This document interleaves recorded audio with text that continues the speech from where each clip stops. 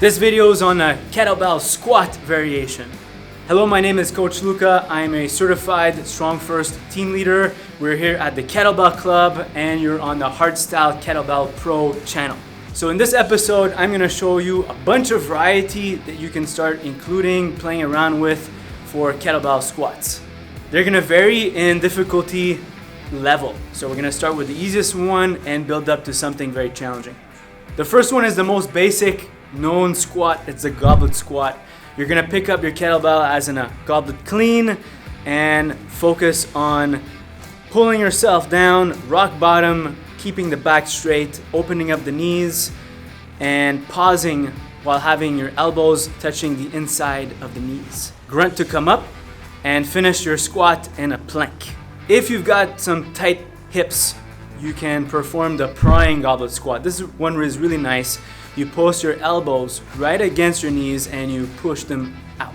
You start prying from side to side, and you can also add a few curls. The curls are not for your biceps, but it's also a form of stretching for your hips. Next variation is a one-arm front squat. So it's uneven, right? You're gonna be working more your stabilizers, your midsection muscles to keep your posture symmetrical as possible.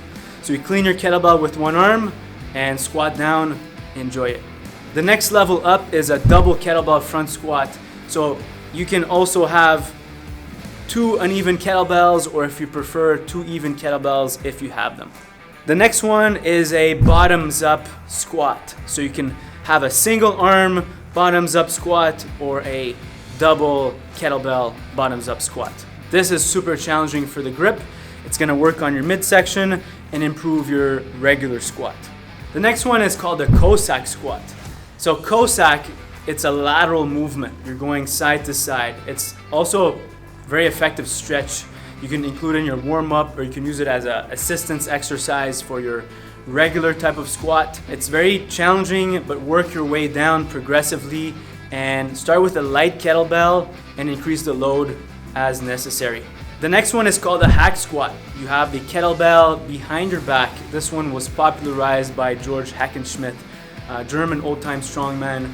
Of course, you can use a dumbbell, barbell. Kettlebell lends itself really well because you can hold the kettlebell behind you. It handles very well, smoothly. So you're gonna focus on opening up the hips, staying as upright as possible, engaging your midsection muscles, and it's totally normal that your heels lift off the floor. So you're gonna go on the balls of your feet and make sure that your knees don't cave in as you perform the movement. A very challenging version of the squat is the overhead version. So I would recommend you start with a single arm overhead squat and work your way down progressively. So start with a quarter squat and progressively go deeper and deeper. You're gonna need to work on your shoulder and T-spine mobility for this one. Later progress to the double kettlebell overhead squat. This one is super challenging for the midsection, the shoulders, the T-spine, the hips, the knees, the ankles. It's definitely a flexible steel movement, meaning that you have to be both flexible and strong. This last one is quite challenging also. It's challenging on the ankles and also for stability and strength. It's the pistol squat. So you can progress to a kettlebell, but I would recommend you practice either assisted with a suspension trainer or body weight. Keep practicing the pistol squat until you can do at least between 10 to 20 reps per leg before starting to add a kettlebell.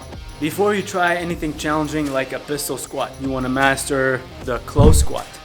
Feet are together, everything is tight like a regular squat.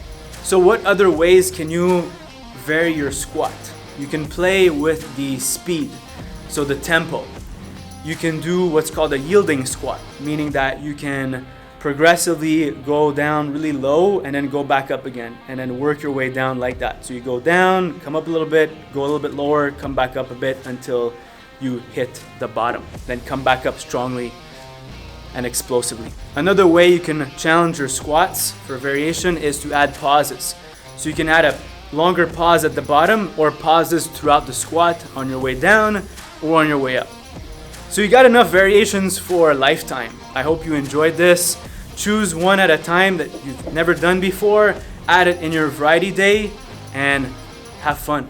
Make sure to hit that like button, share my video, and please subscribe so I can keep sharing some awesome content for you guys.